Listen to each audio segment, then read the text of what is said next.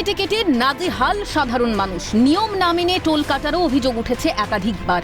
এসবের মাঝেই Dankuni toll plaza কাদের দখলে থাকবে সেই নিয়ে দীর্ঘদিনের লড়াই তৃণমূল শ্রমিক সংগঠনের দুই গোষ্ঠীর। টোল প্লাজার সম্পাদক নিসার আলী মল্লিক ও সহ সম্পাদক নিতাই দেকে অপসারণের দাবিতে স্লোগান ধ্বনি টোল কর্মচারীদের। এই নিতাই দে আর নিতাই দে হচ্ছে চরম চরিত্রহীন একটা বাজে লোক এবং নিজেকে জমিদার মনে করে। প্রত্যেকটা জিনিস থেকে আমাদেরকে বঞ্চিত করে, আমাদের কোনো কিছুর হিসাব দেয় না। বিনা কারণে বিনাতে আমাদেরকে 10 দিন 15 দিন 20 দিন করে বসে দেয়। এখানে জমিদারি রাজ চালাচ্ছে, জমিদারি রাজ করে লাখ লাখ টাকা কোটি কোটি টাকা আমাদের লুণ্ঠন করছে। আমাদের দিন রাত মানে স্বৈরাচারী শাসনে রেখেছে। দলের কোনো মিটিং মিছিলে ওরা যায় না, সব কিছুতে ওরা বাড়িতে বসে বসে মোবাইল ঘাটে, কিন্তু আমাদেরকে রাত জেগে দিন জেগে ঝান্ডা নিয়ে দলের প্রত্যেকটা মিটিংয়ে যায়। আমাদেরকে ইউজ করে প্রত্যেকটা জায়গায় নিতাই দে, নিসার মল্লিক এই দুটো নাম হয়েছে। অভিযোগ উঠেছে টোল প্লাজার সম্পাদক তার ছেলের নামে টোলে গাড়ি ভাড়া বাবদ প্রতি মাসে 63,000 টাকা পান, অথচ সেই গাড়ি জেলার কোনো এক বিধায়ক ব্যবহার করে বলে অভিযোগ। ইতিমধ্যেই সেই সম্পর্কিত একটি ছবিও প্রকাশ্যে এসেছে। এছাড়াও আরও একাধিক অভিযোগ উঠেছে সম্পাদক ও সহ সম্পাদকের বিরুদ্ধে। এই দুই শ্রমিক সংগঠনের নেতাদের অপসারণের দাবিতে বিক্ষোভ দেখান সংগঠনের কর্মীরা।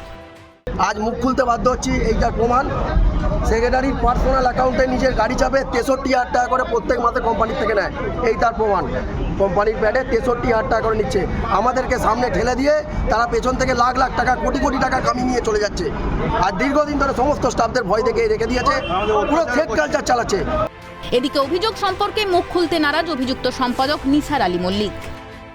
একটা নেই তো, যা বলার আমাদের প্রেসিডেন্ট করবে। তোমার বিরুদ্ধে অভিযোগ হয়েছে, কোনো অসুবিধা নেই, আমার প্রেসিডেন্ট করবে, ঠিক আছে? তোমার প্রেসিডেন্ট? হ্যাঁ, সুবীর মুখার্জি। হ্যাঁ, খুবই ছোট ঘটনা বলে দায় এড়িয়েছেন ডানকুনি টোল প্লাজার সভাপতি। তবে আমি যেটুকু জানি যে খুব ছোট ঘটনা, নিজেদের মধ্যে একটা ভুল বোঝাবুঝি থেকে হয়েছে এবং কথা বলতে বলতে কেউ উত্তপ্ত হয়ে যায়, একটু সেই উত্তপ্ততা থেকে হয়েছে। ব্যাপারটা মিটে যাবে আসলে। এদিকে ঘটনায় ক্ষুব্ধ কাউন্সিলর। আর সেখানে ওখানে ভ্যাকেন্সি রয়েছে, আমি দিনের পর দিন আন্দোলন করে যাচ্ছি, ওখানে শ্রমিকদের প্রতি অত্যাচার হচ্ছে, তাদের উপরে জুলুম করা হচ্ছে, কথায় কথায় তাদেরকে 10 দিন 15 দিন 20 দিন 2 মাস করে সাসপেন্ড করে দেওয়া হচ্ছে। ওই ইউনিয়নের যারা কর্তৃপক্ষ রয়েছে, নিসার আর নিতাই, অরাজকতা চাইলে যাচ্ছে। ঘটনায় সরব হয়েছে বিরোধীরাও।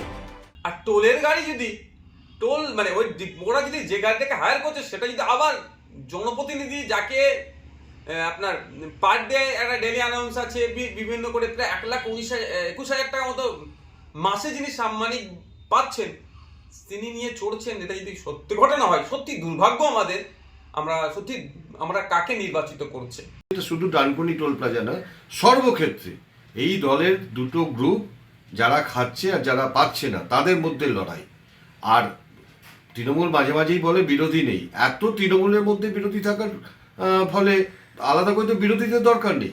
2026 আসুক, পশ্চিমবঙ্গের জনগণ দেখিয়ে দেবে যে এই যে তৃণমূল দুর্নীতি এবং তৃণমূল সমর্থক শব্দ হয়ে গেছে। সুবিচারের দাবি জানিয়েছে টোল কর্মচারীরা। এখন দেখার প্রশাসন কি পদক্ষেপ গ্রহণ করে। হুগলি থেকে সুভাষ মজুমদারের রিপোর্ট, ক্যালকাটা নিউজ।